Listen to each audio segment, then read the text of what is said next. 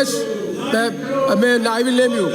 मैं सदेश ना फिर बाहर I will name you. माननीय सदेश मुख्यमंत्री जी जवाब दे रहे, चुपचाप सुने या फिर बाहर निकल जाए। आपका हो गया भैया। मैं अपील करूंगा कि आपका अपना प्रोटेस्ट हो गया, कृपा करके आप जाके समझ बैठे। आपकी भावना हम ध्यान रखेंगे, ठीक है? ओके। माननीय अध्यक्ष महोदय, माननीय सदेश बैठे नहीं बोलेंगे। सबसे पहले मैं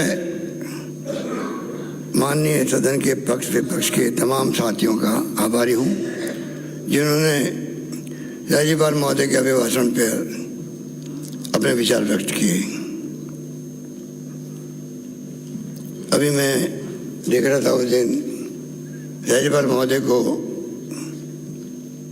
अनावश्यक तौर से जो राज्यपाल महोदय अभिभाषण पढ़ना चाहते थे उसको पढ़ने नहीं दिया गया।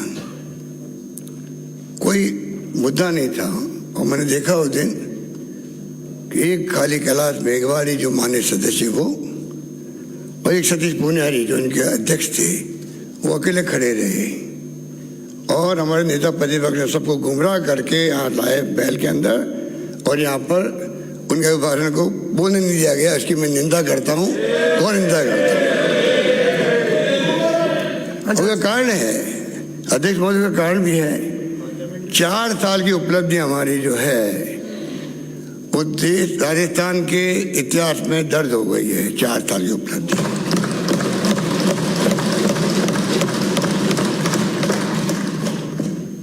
अभी माननीय नेता प्रतिपक्ष बोल रहे थे, मुझे बहुत दुख है कि वैसे तो उनका पूरा ही भाषण भावनाओं से भरा हुआ झूठ का पुलिंदा था, कोई दम नहीं था। मैं कहना चाहूंगा, अभी आपने खुद ने कहा, मैं आपके हर पॉइंट को मैं चाहूंगा क्योंकि आप नेता प्रतिपक्ष है, आपका सम्मान है डेमोक्रेसी के अंदर, आपके एक एक बिंदु का मैं असेंबली समाप्त होते ही एक एक बिंदु का मैं जवाब बना करके आपको भेजूंगा और उसकी कॉपी तमाम सदस्यों को भेजूंगा, प्रतिपक्ष और नेताओं को। तब आप पूरी तरह एक्सपर्ट होंगे। खाली भावनाओं में बह करके ताली बजवाना एक बात है, भावना में बह के ताली बजवाना एक बात है। आपको आंकड़ों की जानकारी नहीं, आपको भारत सरकार की योजना का उसकी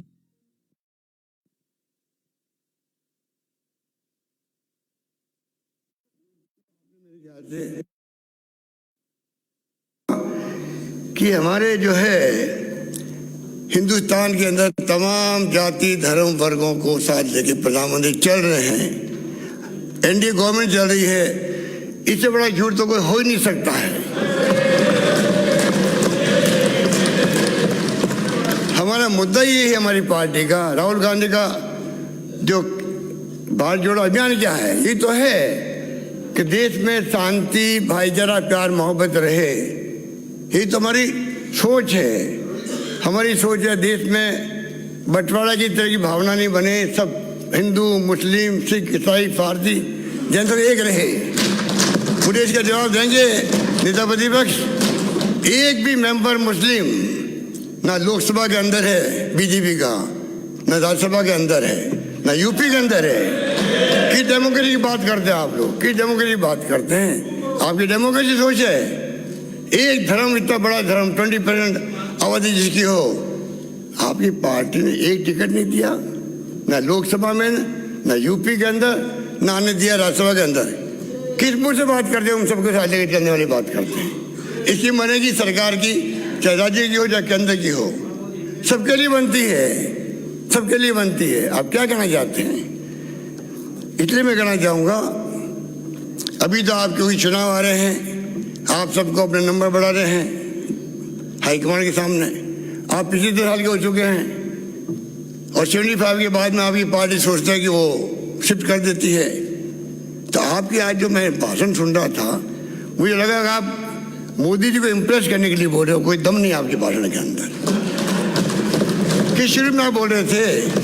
किस रूप में बोल रहे थे? आप बात करते हो आयुष्मान भारत की बात करते हो। आपको मालूम है कैप लगी हुई इसके अंदर?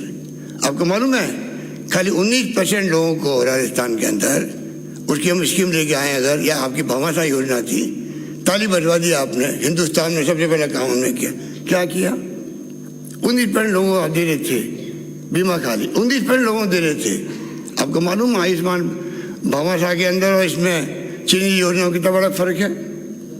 आज 90% कवरेज किया राजस्थान के अंदर श्रीराम योजना ने। हिंदुस्तान भर में चर्चा हो रही है राजस्थान की, हिंदुस्तान भर चर्चा हो रही है, हमारे नवाचार की चर्चा हो रही है। चाहे वो चीनी योजना हो, चाहे OPS हो, उड़ान योजना हो, शहरी रोजगार योजना हो, शहरी खाद्यान्न इंदिरा गांधी रसोई योजना हो, कितनी योजना में गिनूं आपको। आज कितना लोगों को रिलीफ मिला है। राजस्थान गवाह है उस बात का। आप हर स्कीम की उसका बिना समझे हो गए कि कितना 19% किसे कहते हैं। उसमें कैप है, इंश्योरेंस कंपनी को 1065 रुपये देने का कैप है। उसके अंदर भी हम दे रहे हैं 1700 रुपये दे रहे हैं प्रति व्यक्ति दे रहे हैं, प्रीमियम दे रहे हैं। किसकी बात आप करते हो? आप कंपेयर करना चाहते हो।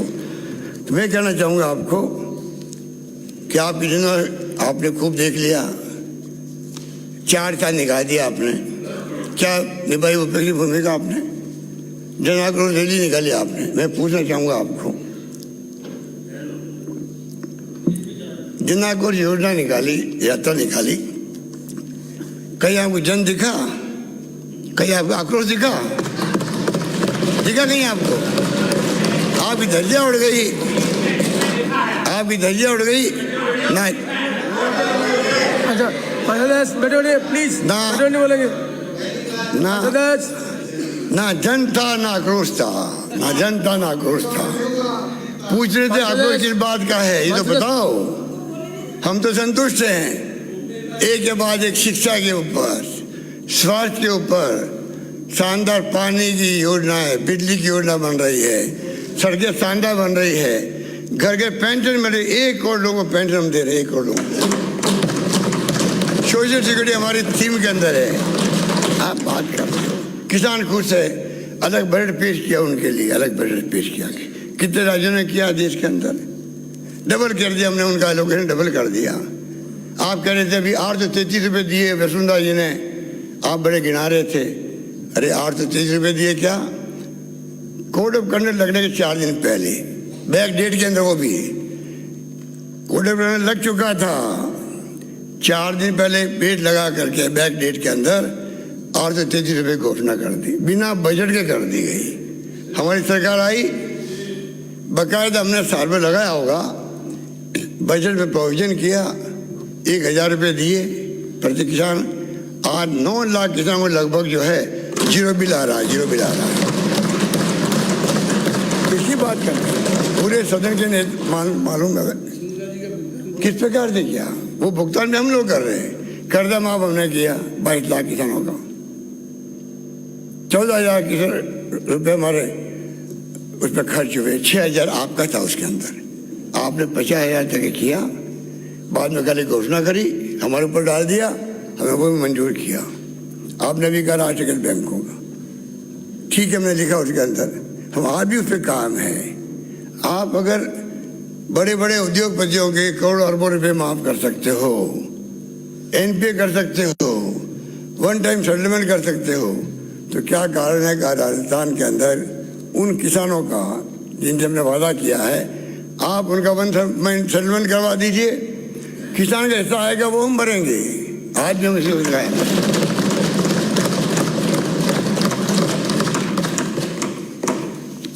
आपका आधा 35 मिनट का भाषण तो खाली शिक्षा पे था, नेचुरल भी है। आप टीचर रहे हैं, सामान्य टीचर रहे, आपका उस अनुभव भी अपना है। हम चाहेंगे आपका अनुभव का लाभ लें, पर जिस प्रकार से आपने 35 मिनट उसमें जाया किए, उसकी जरूरत नहीं थी। रात और दिन का फर्क है। चाहे इंग्लिश स्कूल खोलने की बात हो, चाहे भर्ती करने की बात हो, आप तो इतना अनुभव ही है। मुझे बता दीजिए किस सरकार में 3.5 लाख के लगभग नौकरी लग रही हो।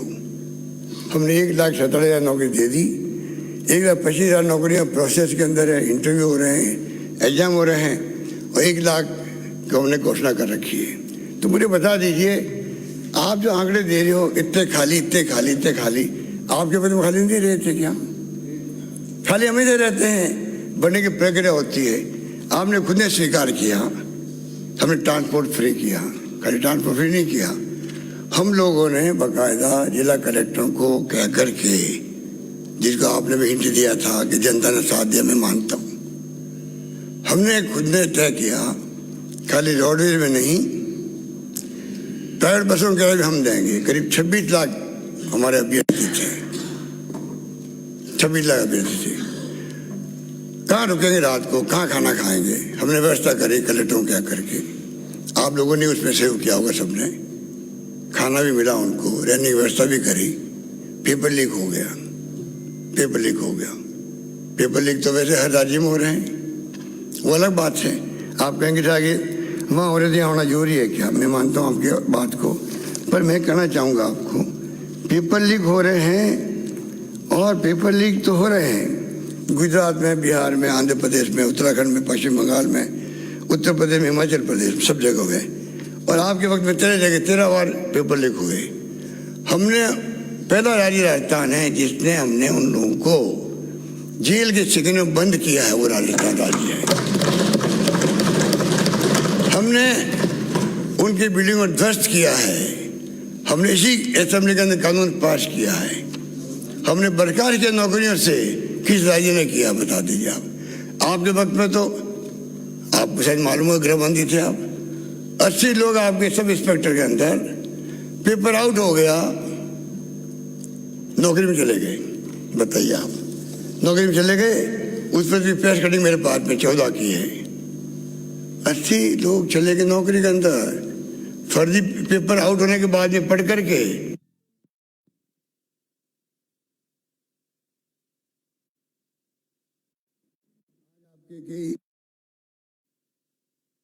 राज्यसभा के धरने में बैठे हुए हैं। मैं पूछना चाहूंगा, ये मुद्दा ऐसा है जो पक्ष विपक्ष की बात नहीं होती है।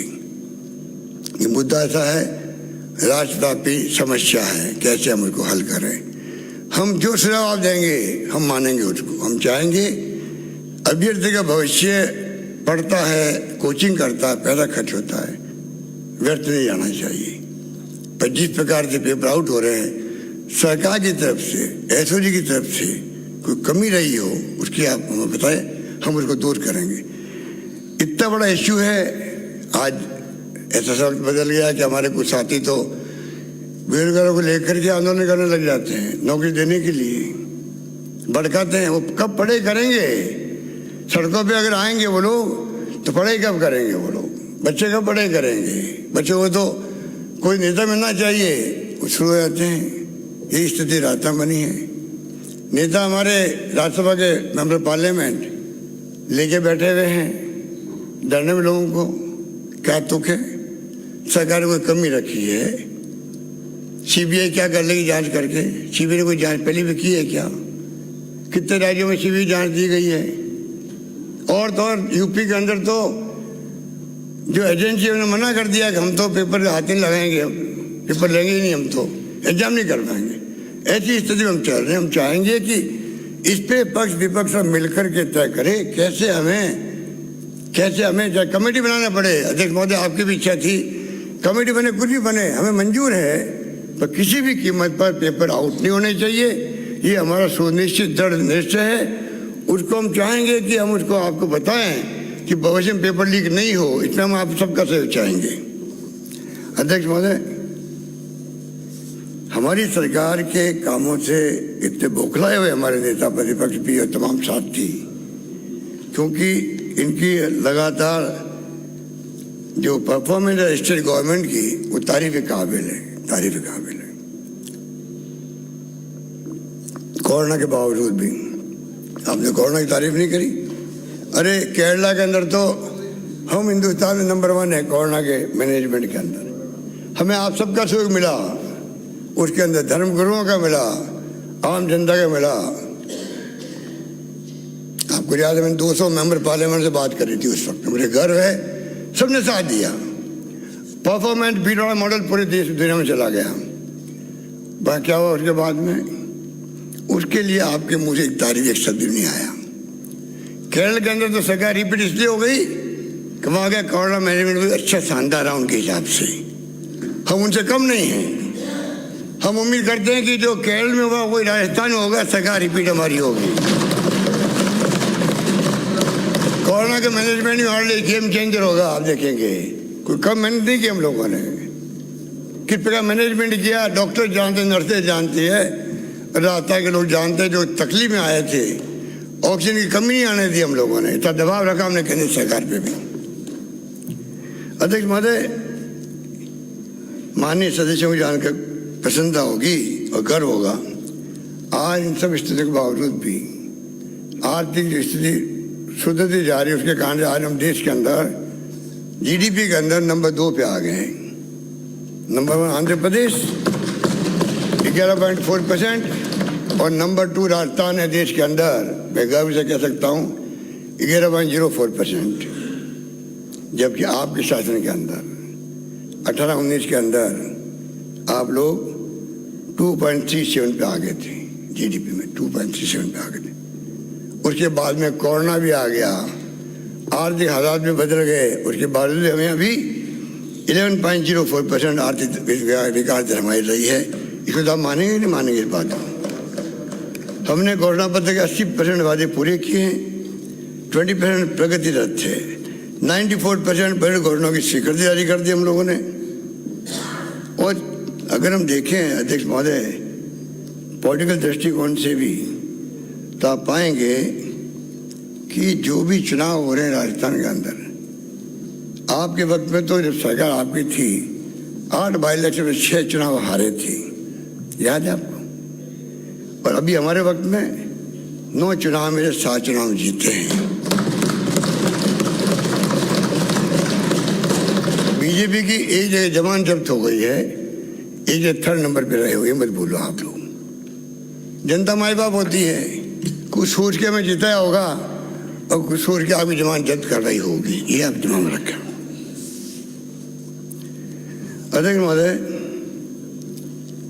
वैसे तो केंद्रीय बजट कल आया था, उसमें सब जगह उन्होंने कम कर दिए हैं, एलोकेशन कम कर दी। कृषि बजट में 5%, फसल बीमा में 12%, किसान सम्मान निधि में 13%, मनरेगा में 33%, राष्ट्रीय कृषि विकास योजना का बजट 31% कम किया, food and public distribution PDS तक का 30% कम कर दिया, केमिकल फर्टिलाइजर जो फर्टिलाइजर होता है उस पर 21% कम कर दिया, और ग्रामीण विकास में 12% कम कर दिया। आप सोच सकते हो, ये आपके नए मॉडल की बात है नर्सिंग कॉलेज की, जो कल बजट में घोषणा की गई। मुझे खुशी है जो काम हम कर रहे हैं, हर जिले में एक नर्सिंग कॉलेज खुलेगी मेडिकल के साथ में, वो काम कल भारत सरकार ने किया है।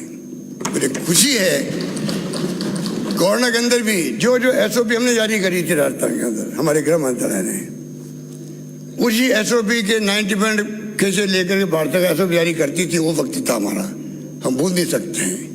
और मैं गर्व है कि हम लोगों ने इस प्रकार तैयारी करी, जिस कारण केंद्र सरकार को फॉलो करना पड़ा। मेडिकल कॉलेज की बात करते हो, बड़े गर्व कर रहे हो आप लोग। क्या ये एनडीए गवर्नमेंट ने फैसला किया था ये हर जिले मेडिकल कॉलेज खोलने का? यूपीए गवर्नमेंट का फैसला था।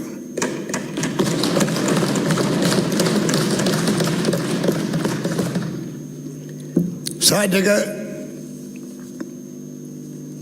फैसला हो गया, आपके स्वास्थ्य मंत्री बन गए माननीय विधायक चुरू के, ये ले गई चुरू के अंदर चुरा करके, चुरू ले गई चुरा करके 7 में से, बता दीजिए, लेके चुरू। अल्टीमेटली वापस आकर हमारे आई और हमें मिलना ही था क्योंकि हमने पूरी तैयारी कर रखी थी। 12 सेकंड जो मांगी हमसे डेटा दिए उनको, आज पूरे जिले के अंदर करीब करीब हम लोग, पर उसमें भी आप ऐसी बातें बोल रहे केंद्र सरकार पहला भेज रही हो। अरे आप कुछ तो ये कहते कि केंद्र सरकार को भी चाहिए कि इस प्रकार राज्यों को मदद करे, चाहे पानी की योजना हो, हमारे वक्त में 90-10 था, अब जल जीवन मिशन आया है, 50-50% है, 50% उनका 50% हमारा। आप बताइए कोई राज्य सरकार है इसको अफोर्ड कर सकती है? मेडिकल कॉलेज के अंदर 60-40% है, राज्यों के सब उसके अंदर है। ये नहीं भूलना चाहिए कि इस प्रकार से आप तारीफ करते हैं अपने प्रधानमंत्री जी की और आपके केंद्र सरकार की। इसलिए मैं कहना चाहूँगा, जिस प्रकार से नवाचार हमने किया, मैंने बताया आपको। अध्यक्ष महोदय, कुछ आंकड़े बताना चाहूँगा। मेरे को आपको मालूम निमोनिया हो गया था अध्यक्ष महोदय। माननीय मुख्यमंत्री जितना बोल सके उतना ठीक है, अन्यथा पड़ा हुआ माना। बहुत शुक्रिया आपका। माननीय अध्यक्ष महोदय, मैं चाहता हूँ कुछ, क्योंकि अध्यक्ष हमारे सब नेता बैठे हैं, तो मैं प्रयास करता हूँ कुछ बातें बताऊँ आपको। मैं धन्यवाद करता हूँ अटल साहब का कि कल जब मेरी बात हुई आपसे पेपर लीक के बारे में, तो आपने चिंता प्रकट की थी मेरे निमोनिया होने के कारण से। उसके लिए मैं आपका बहुत शुक्रिया अदा करता हूँ। माननीय अध्यक्ष महोदय, बीजेपी के 4 साल और हमारे 4 साल, सुनना आप ध्यान रखें, क्योंकि आप ज़्यादा ही उछल को ज़्यादा आप ही करते हो। स्कूल शिक्षा, कोई नई प्राइमरी स्कूल नहीं खोली, हमने खोली है। 4 साल का आंकड़ा है।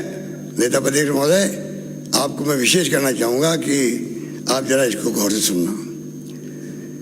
कोई नई प्राइमरी स्कूल नहीं खोली, हमने 267 नई प्राइमरी स्कूल खोली। 178 प्राइमरी स्कूल को अपर प्राइमरी स्कूल में प्रमोट किया आपने। हमने 1453 प्राइमरी स्कूल को अपर प्राइमरी में किया। आपने 307 अपर प्राइमरी को सेकेंडरी में किया। हमने 1127 अपर प्राइमरी को सेकेंडरी में किया प्रमोट। कॉलेज, आपने 81 कॉलेज खोली, हमने 210 कॉलेज खोली है, उसमें 94 महिलाओं की है। आपने एक कृषि भी कॉलेज खोला, हमने 42 कृषि कॉलेज खोले हैं। आपने आयुष हेल्थ वेलनेस सेंटर्स की बात की, आपने 0 आपने किया। हमने 1000 आयुष हेल्थ वेलनेस सेंटर खोले हैं। आपने 0 ब्लॉक आयुष हॉस्पिटल खोले, हमने 77 जगह ब्लॉक आयुष हॉस्पिटल खोले हैं। आपने ग्रामीण विकास के अंदर 21,586 करोड़ खर्च किए, हमने 56,257 करोड़ खर्च किए।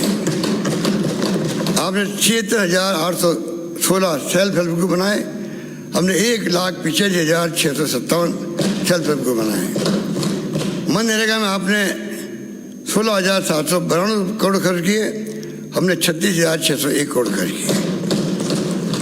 बुजुर्ग पेंशन आपने 5,345 दी, हमने 20,722 दी है। एकल नारी पेंशन आपने 856 दी, हमने 8,160 एकल नारी को दी है। कहाँ 856 और कहाँ 8,160। दिव्यांग पेंशन 425 करोड़ दिए आपने, हमने दिए 2,170 करोड़ दिए हैं दिव्यांगों को। पालनहार योजना में आपने 529 करोड़ दिए, हमने 2,130 करोड़ दिए हैं। रिको के अंदर 10 औद्योगिक क्षेत्र आपने बनाए, हमने 62 बनाए हैं। अशोक लाहौटी साहब ने खाली का घोषणा क्या हुआ? घोषणा का ये हुआ कि 10 बने, अभी 62 बने, बाकी बनने लगातार प्रगति पर है। 1,894 भूखंड आपने आवंटित किए, हमने 5,100 भूखंड आवंटित किए। कोई कंपेरिजन है? 4 साल की परफॉर्मेंस आपकी और हमारी कंपेरिजन है क्या? मेडिकल एजुकेशन, 1 मेडिकल कॉलेज खोली आपने, हमने 6 खोली है। 2 नर्सिंग कॉलेज खोली, हमने 25 खोली है और भाई खुलती जा रही है। MBBS की 150 सीटें, PG की 50 सीटें आपने बढ़ाई, हमने MBBS की 1,380 सीटें बढ़ाई हैं और PG की 558 सीटें बढ़ाई। कहाँ 50, कहाँ 588 सीटें बढ़ाई, कहाँ 50, कहाँ 558 सीटें बढ़ाई है। कितना बड़ा जंप है, ये क्रांतिकारी काम है। ये सड़क 19,472 करोड़ रुपए खर्च किया आपने, हमने 25,285 करोड़ खर्च किए। 49,888 किलोमीटर सड़क निर्माण हुआ आपके वक्त में, हमने 54,922 तो निर्माण पूरा कर दिया है और 46,000 के लगभग पूरा मिला के 1 लाख किलोमीटर सड़कें बनेगी हमारे वक्त में। मेडिकल हेल्थ 7 सब सेंटर बनाए आपने, हमने 500 सब सेंटर बनाए हैं। कोई है कंपेरिजन? सब सेंटर से PSC 7, sub centre to PSC 363, कोई मुकाबला है? PHC to CHC 23, PHC to CHC 206, उप जिला अस्पताल 0, हमारे वक्त में उप जिला अस्पताल 41, 0 जिला अस्पताल, हमारे वक्त 21 जिला अस्पताल, 1 सदर अस्पताल, हमारे वक्त में 8 सदर अस्पताल। आपके वक्त 565 हॉस्पिटल बेड्स बनाए, हमने 6705 हॉस्पिटल बेड बनाए हैं कनेक्शन बिजली के। आपने दिए 1077,226, हमने दिए 3,70,449। क्या मुकाबला करोगे परफॉर्मेंस का? कोई मुकाबला करने की मतलब स्थिति है क्या आपकी? 19-20 तो मुकाबला होता है। बताइए क्या बिना मतलब टाइम वेस्ट कर रहे हो 1 घंटा बोल करके?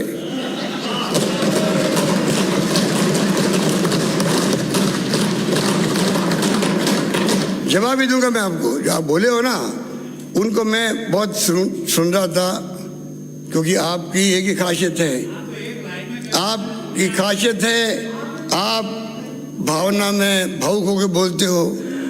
असेंबली के अंदर तो फिर भी आप कंट्रोल में रहते हो, असेंबली बात तो आपको कंट्रोल कर ही नहीं सकता है। जिस प्रकार आप बोलते हो टीवी के सामने आते ही दर्जा उड़ाते हो हम लोग सबकी, हम जानते हैं। ये तो RSS के कैडर की खासियत है। खेत की तारबंदी, आगे सुनिए अभी आप। 2,01,000 मीटर आपने बनाई, हमने 26,54,000 मीटर। फसल बीमा, इसमें पूरा दर्पण आपके सामने आ जाएगा इस लिस्ट से, कि ज़्यादा मुझे करने की आवश्यकता नहीं पड़ेगी।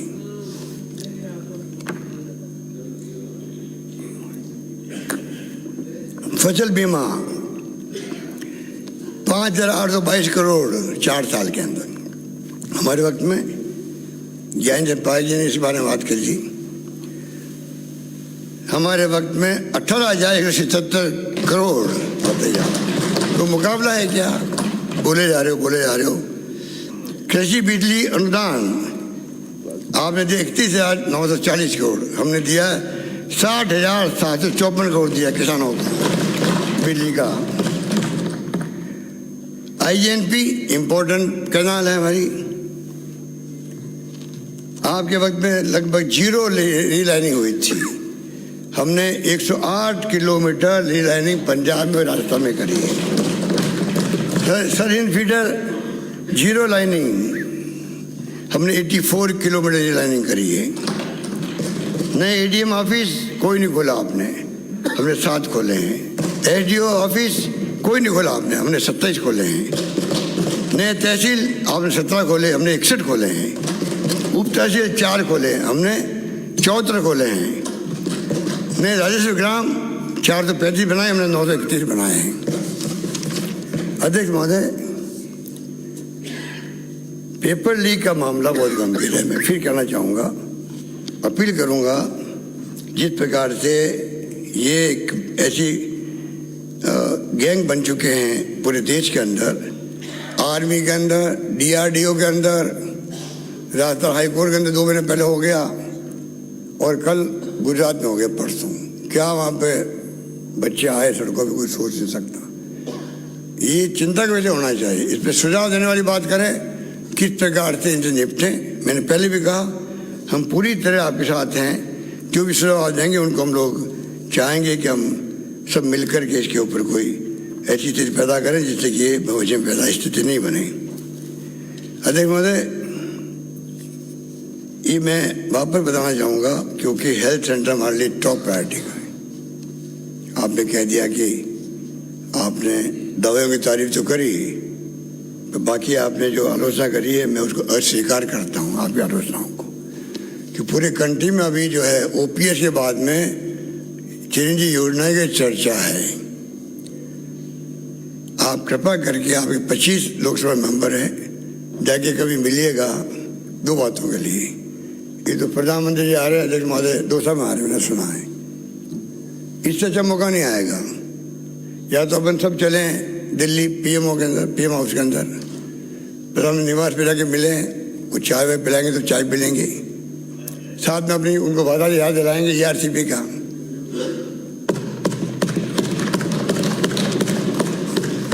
और उसमें कोई हर्ज भी नहीं है, और इतनी तो उनकी याददाश्त है कि वो अपने वादे को इमीडिएटली कैच कर लेंगे कि हाँ वास्तव मैंने बोला था। उनको अगर आप कहोगे तो साथ में रिकॉर्डिंग ले आएंगे, याद दिला देंगे, कोई दिक्कत नहीं है। पर मैं चाहूँगा इसको आप सीरियस लें, क्योंकि ये जो है प्रदेश के फ्यूचर जुड़ा हुआ है। आपने बहुत आपकी शुरुआत मैंने पढ़ी, देखा मैंने टीवी के अंदर बोल रहे थे आप 2050 तक का प्लान बता दिया। जब तो हम दुनिया में रहेंगे नहीं, भगवान करे आप दुनिया में रहो 2050 तक। ये आप कैसे इंटरप्रेट करते हो, कैसे करते, समझ के परे हैं। जोधपुर में 3rd फेज चल रहा अभी, इंदिरा गांधी कनाल का अध्यक्ष महोदय। 3rd फेज आएगा तो वो पूरा होगा 5 साल बाद, जब भी होगा तो कल्पना भी 2050 तक मान लीजिए, एग्जाम्पल दे रहा हूँ, तक का इंतजाम हो जाएगा। उसी ढंग से एक ERCP पूरी होगी तो 2050 तक आराम हो जाएगा 13 जिले के अंदर। ये इसका मतलब ये होता है। आप उसको धज्जियां उड़ा रहे हो, उसकी भी इंटरप्रेशन दे रहे हो, गुमराह कर रहे हो, ताली बजवा रहे हो। ये लोग समझ नहीं पा रहे हैं, आप ताली बजवा रहे हो।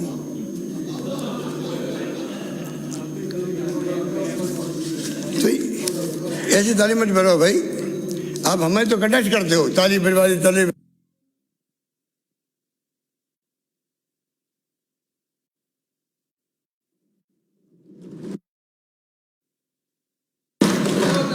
अरे महोदय, मैं कहना चाहूँगा आपको, हम सबको गर्व होना चाहिए बात को, जो हेल्थ सबके घरों में तकलीफ आती है।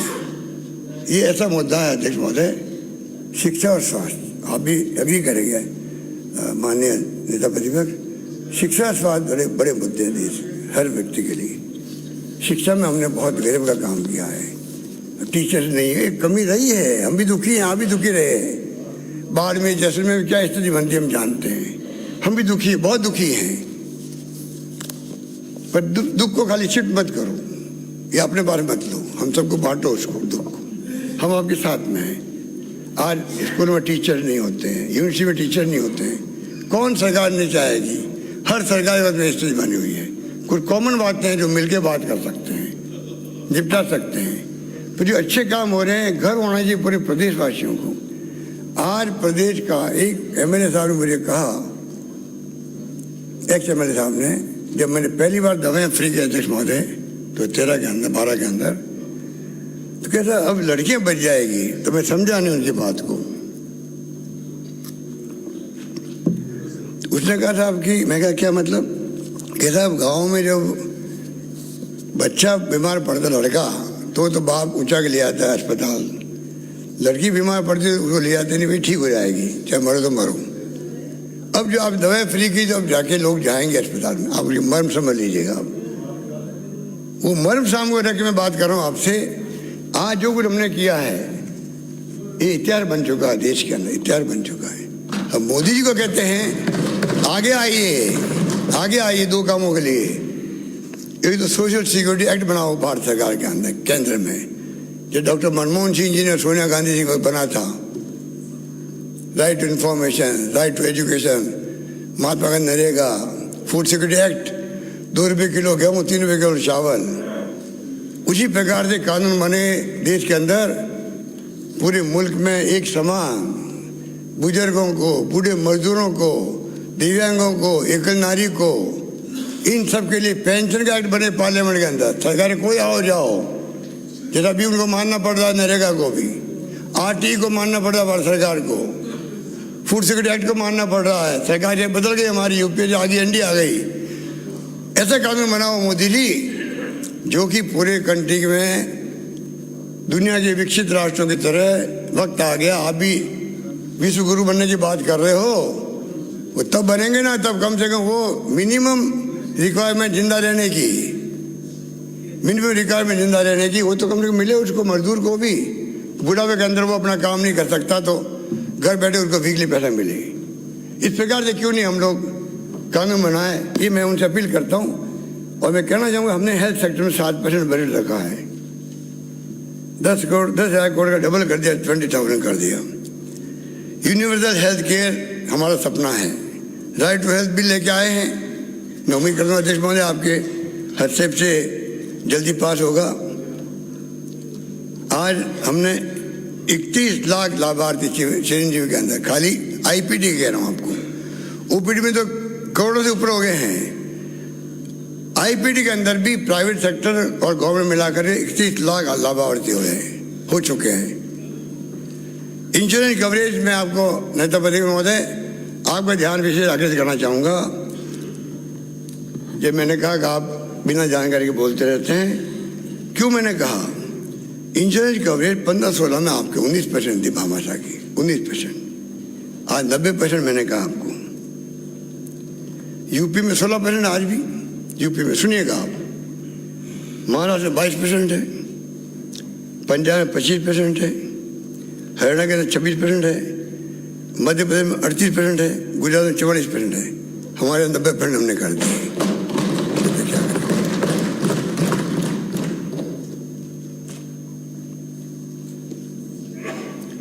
रोजाना 1.25 लाख जांचें हो रही है फ्री, 1.25 लाख से 1.5 लाख हो गई जांचें निःशुल्क रोजाना।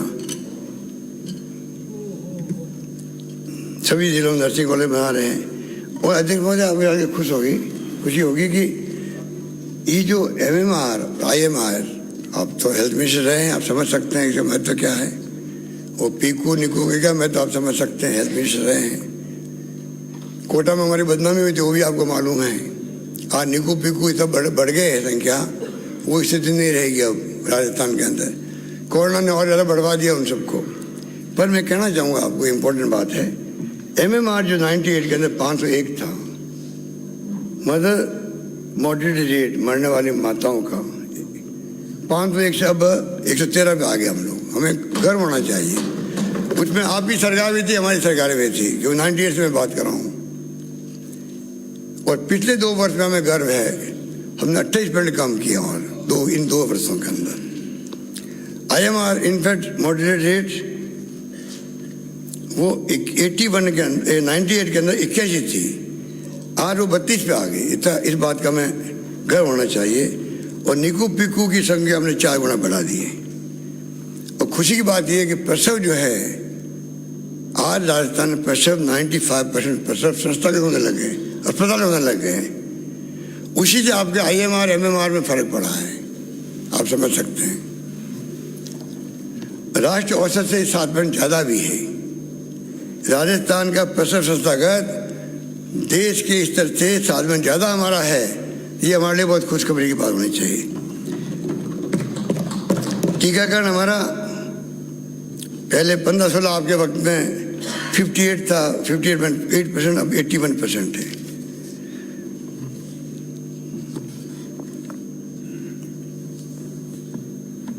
अस्पताल बेड बने 60% बढ़े हैं। ऑक्सीजन ICU बेड की संख्या 3 गुना अधिक हुई है। तो कहना हमारा अध्यक्ष महोदय, जिस प्रकार से शिक्षा के क्षेत्र में भी हमने ड्रॉप आउट कम हुई है लड़कियों का, और यूनिवर्सिटी खुली है, आपने बलारोसना भी करी। तो मैं कहना चाहूँगा ये कोई कम बात नहीं है। पहले अलाउ नहीं था प्राइवेट सेक्टर, हमारे वक्त में 98 में अध्यक्ष महोदय आप भी मंत्री थे उस वक्त, तब हमने शुरू किया प्राइवेट सेक्टर को। आज यूनिवर्सिटी जो है पहले 6 थी हमारे वक्त में, जब हम सरकार में आए थे। आज 6 के बाद में 22 सरकारी यूनिवर्सिटी बन गई, उस पर 18 हमारे वक्त में बनी, और कुल 89 यूनिवर्सिटी बन चुकी है राजस्थान के अंदर। उस पर 57 कांग्रेस के वक्त में बनी है। नर्सिंग कॉलेज 25, ये तो मैं बोल चुका हूँ। एग्रीकल्चर कॉलेज, नेशनल अचीवमेंट सर्वे अध्यक्ष महोदय 21 का है, भारत सरकार का है। राजस्थान ने राष्ट्रीय स्तर पर औसत स्कोर के आधार पर प्रथम 4 राज्यों में रहा है। परफॉर्मेंस ग्रेडिंग इंडेक्स जिला PGD के सत्र 2021 में प्रथम 3 जिले सीकर, झुंझुनू और जयपुर ने उत्कृष्ट श्रेणी में काम किया है। ये भारत सरकार के आंकड़े हैं। इंस्पायर्ड अवार्ड में लगातार 20, 21, 22, 23 में देश में प्रथम स्थान पर रहा है राजस्थान। राजस्थान की शिक्षा में बढ़ते कदम कार्यक्रम के अंतर्गत आर्टिफिशियल इंटेलिजेंस तो लगभग 50 लाख विद्यार्थियों को 1.5 करोड़ उत्तर पुस्तिकाओं का आंकलन किया, जो रिकॉर्ड है। और तो जमहूरी स्काउट का मैं इसको बहुत महत्व देता हूँ। हालांकि मुझे शिकायत है आपकी पूर्व मुख्यमंत्री वसुंधरा जी से कि हमने उस वक्त में भी जमहूरी 56 साल बाद आ रही थी, राजस्थान के आ रही थी, 10 करोड़ सैंक्शन किए हुए थे, हमारी गवर्नमेंट चली गई। मुझे दुख है इस बात का, उन्होंने उस जमहूरी को कैंसिल कर दिया। सोशल वर्क का मामला था। अभी हमने वापस 40 करोड़ रुपये खर्च करके उसको करवाया है।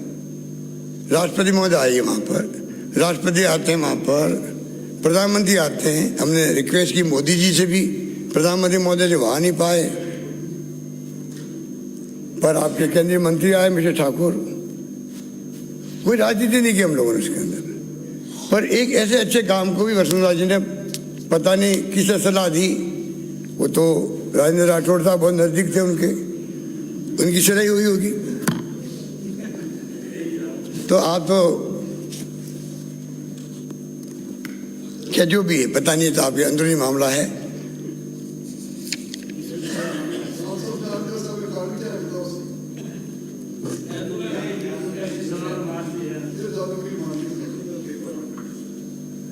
अधिक बात बिजली के मामले में जो ध्यान आकर्षित किया गया, मैं तो ही कहना चाहूँगा कि रिन्यूएबल में हम लोग बहुत फोकस कर रहे हैं। अक्षय ऊर्जा क्षमता में भी राजस्थान देश में प्रथम है और RRECL को 22 में राष्ट्रीय ऊर्जा पुरस्कार मिला है। GSS के निर्माण बिजली के समय में पूरा करने में परेशानी हो रही है, क्योंकि जो यूक्रेन युद्ध के बाद में जो GSS बनने थे या पावर प्लांट बनने थे, उसमें जरूर हमें तकलीफ आ रही है, थोड़ा डिले हो रहा है, इस बात का हमें दुख है। 1 लाख करोड़ रुपए के सोलर सिविल क्षेत्र में निवेश MOU हुए हैं। बड़ला के अंदर जो है, जोधपुर के बड़ला में, वो देश का सबसे प्रथम सोलर पार्क बना है। सड़कों में मैं बता दिया आपको, बहुत आगे हैं हम लोग। उद्योगों में हमारा MSME एक्ट बना, तब से ही 16,000 से अधिक इकाइयों को फायदा मिला है। बाकी पचपदरा रिफाइनरी हो, चाहे असुल लाहौटी ने कहा कि उद्योग बंद हो गए, इसमें कोई सच्चाई नहीं है। जिनको मैंने बता दिया, आंकड़े आपको खुले बढ़ते जा रहे हैं उनको औद्योगिक क्षेत्र। कृषि आधारित उद्योगों के लिए agro processing, agro business, agro export में 2 करोड़ तक की सब्सिडी है।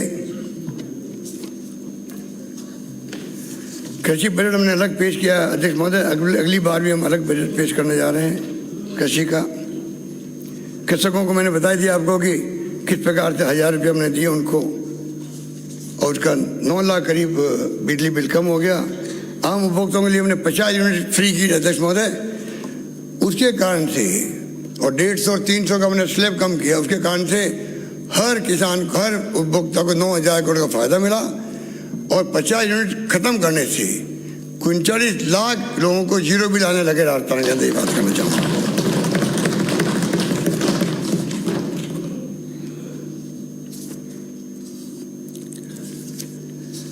उड़ान योजना का एक सपना है कि बहुत अच्छी ढंग से चले और इसका लाभ मिले। आप हेल्थ मिनिस्टर थे अध्यक्ष महोदय, हमारे नेता उपनेता, जब आपने स्कूलों में शुरू किया था इसको, हमने राजस्थान भर में लागू किया पूरे प्रदेशवासियों के लिए, कोई भेदभाव नहीं उसके अंदर।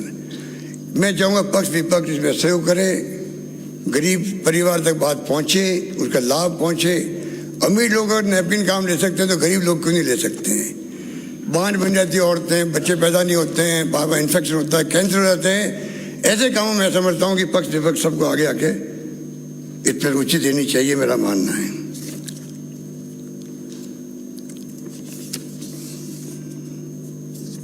अध्यक्ष महोदय, कानून व्यवस्था की बात की गई, जो बहुत महत्वपूर्ण मुद्दा है, क्योंकि जिस प्रकार से NCERB की बुक्स है उसको विकसित करेंगे तो पाएंगे कि राजस्थान की स्थिति बहुत अच्छी है, पर फिर भी परसेप्शन जो आपने बनाया है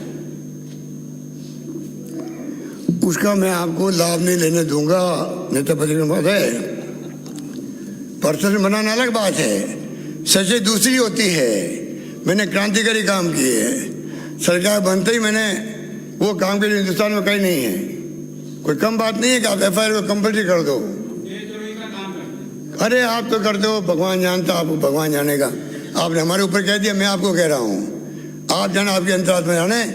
परंतु मैं कह सकता हूँ FIR कंपनी नहीं थी तो लोग भगा देते थानों से, गरीबों को, अच्छे से लोगों को FIR दर्ज नहीं करते थे।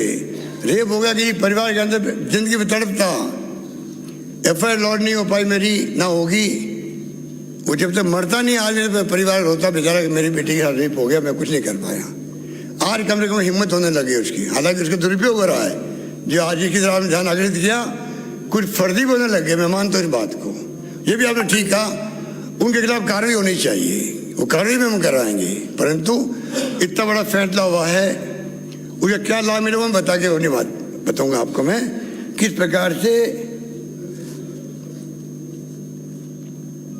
और सबसे बड़ी बात है, कंपल्सरी करने के बावजूद भी, मैं सदन के माननीय सदस्यों को ध्यान आकर्षित करूंगा, उसके बावजूद भी पंजीकरण नीति के बावजूद भी 19 की तुलना में 21 में करीब 5% अपराध कम दर्ज हुए, जबकि MP, हरियाणा, गुजरात, उत्तराखंड समेत 17 राज्यों और केंद्र शासित प्रदेशों में अपराध अधिक दर्ज हुए हैं। तब भी इसका मतलब क्या हुआ, कंपल्सरी करी तब भी कम हो गए। गुजरात में 69% बढ़े हैं, हरियाणा के अंदर 24%, मध्य प्रदेश में 20% बढ़े हैं। और सबसे बड़ी बात है, हत्या, महिलाओं के विरुद्ध अपराध व अपहरण में उत्तर प्रदेश देश भर में आगे हैं। सबसे अधिक कस्टोडियल डेथ गुजरात में हुई है। नाबालिगों से बलात्कार यानी पॉक्सो एक्ट के मामले में मध्य प्रदेश देश में पहले स्थान पर है, जबकि राजस्थान 12वें स्थान पर है। SC/ST जुड़े अपराधों में UP व MP देश में सबसे आगे हैं।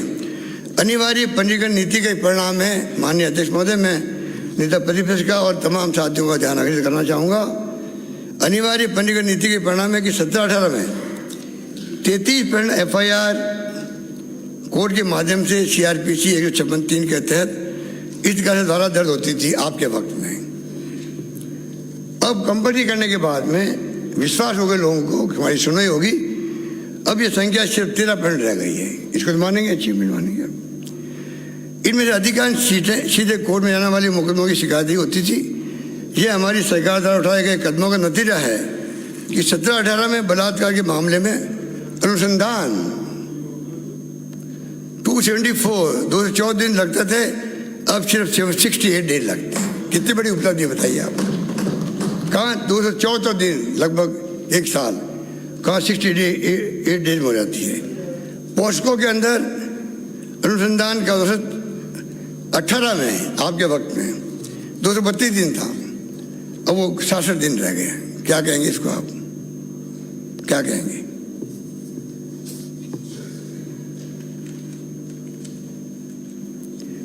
पंद्रह में आपके वक्त में SC/ST एक्ट के करीब 51% मामले अदालत के माध्यम से CRPC 156(3) से दर्ज होते थे, अब में 10% रह गए हैं। ये FIR की अनिवार्य पंजीकरण नीति की सफलता है। ये भी साफ बात है, ये चिंता का विषय है कि कुछ लोगों ने हमारी सरकार की FIR की अनिवार्य पंजीकरण की नीति का दुरुपयोग किया है। झूठी FIR दर्ज करवाई। इसी के नतीजे के प्रदेश में 19 में महिला अपराधों की 45%, 20 में 44% और 21 में 45% FIR झूठी साबित हुई है, जो आपका शंका मिटा रहा हूं मैं। इस प्रकार अध्यक्ष महोदय, और इस सब बातों के साथ में इन 4 सालों में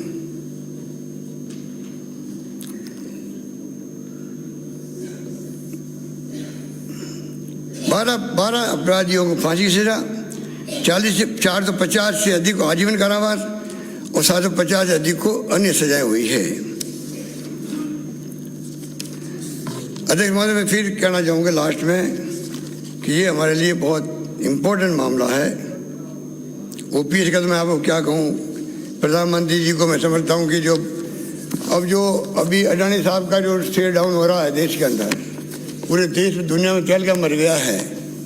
जो हमने आर्गुमेंट दिया था हाउस के अंदर, हम NPS के माध्यम से कर्मचारी बंधुओं को, जो हमारे अपने भाई है, उनको मर्सी में नहीं छोड़ सकते शेयर मार्केट की। मैंने कहा था वही बात लागू हो गई आज। पूरा देश हिल गया है, दुनिया के मुल्कों में चर्चा है, धड़ाम से सबसे नीचे आ गए, LIC के, SBI के भी आ गए, जिन्होंने लोन दिया है सबके धड़ाम हो गए हैं। कोई बात मैंने कही थी आपको पिछले वक्त में, अगर हम NPS के माध्यम से पूरा पैसा जमा हो रहा है शेयर मार्केट के अंदर और धड़ाम हो जाएगा तो क्या होगा, उनका भविष्य क्या होगा? इसका जवाब दे प्रधानमंत्री मोदी जी पहले देश को। NPS लागू क्यों रखना चाहते हैं वो? मैंने उनसे बात भी करी है, मैं छोड़ने वाला ना किसी को नहीं हूँ, मेरा बस चलता मैं पहुँच जाता, बात करता। मुझे अगर आप सब ने मिलके यहाँ बैठाया है तो मेरा कर्तव्य बनता है कि मैं खुल के बात करूँ, स्ट्रेट फॉरवर्ड बात करूँ। मैंने बात की, उनसे भी बात करी। मैं फिर कहना चाहूँगा पूरे सदन को ही जुड़ो के बात करनी चाहिए। OP लागू करना पड़ेगा, आज तो कल करना पड़ेगा, मेरा मानना है। पूरा पैसा जो जमा है हमारा सबका, भारत सरकार दे नहीं रही वहाँ पर हम लोगों को जो हमारा जमा पैसा है, OP लागू करने के बाद नहीं दे रही है। और हम कहना चाहेंगे नहीं देंगे तो हम सुप्रीम कोर्ट जाएंगे, सुप्रीम कोर्ट जाएंगे पर लेके रहेंगे हम लोग पैसा। अब अगर हिमाचल प्रदेश में चुनाव में करारी मात हुई है तब तो मैं समझ सबक ले लेगा आपका हाईकमान। अभी नहीं लेगा क्या? हिमाचल में दिखा दिया लोगों ने क्या क्या किया उन्होंने। आज क्या वो हमारा कर्मचारी है, आप उसको क्या इसके लायक नहीं रखेंगे कि कम से कम शिकवा रह सके? माननीय सदस्य चुरू ने कहा कि आपने ही उस पर साइन किए थे, साइन नहीं किए थे। नवंबर में वाजपेयी गवर्नमेंट वक्त में डिक्लेयर हुआ था, हमारे वित्त मंत्री जी ने रेफरेंस किया हुआ बजट के अंदर। अब आपकी गवर्नमेंट आ गई, आपकी गवर्नमेंट वक्त में लागू हुआ, हमारी गवर्नमेंट वापस आ गई तो जो नए नियम बने थे उनको मानना ही था, वो माने जिसके जिक्र आप कर रहे हो। पर समय बदलता है। आज ह्यूमन राइट कमीशन, CNAG और जुडिशल कमीशन कह रहे कोई मतलब नहीं, इसके मायने नहीं है। वो खुद आलोचना कर रहे हैं, इसकी आलोचना कर रहे हैं। और हाईकोर्ट अभी दिल्ली ने परसों क्या 15-20 दिन पहले फैसला दिया अध्यक्ष महोदय, आर्मी में तो आप दे रहे हो OPS, BSF को दे रहे हो आप NPS, पैरामिलिट्री को दे रहे हो NPS, ये कहाँ की समझदारी आपकी है? उन्होंने फैसला दे दिया पैरामिलिट्री को भी आप OPS दो। सारे फैसले सारे कानून के खिलाफ आ रहे हैं, फिर भी बड़े बड़े इकोनॉमिस्ट हमारे खिलाफ बुलवा रहे हैं। हम चाहेंगे भारत सरकार को आगे आकर के पुनर्विचार करना चाहिए और पूरे देश में OPS लागू होना चाहिए।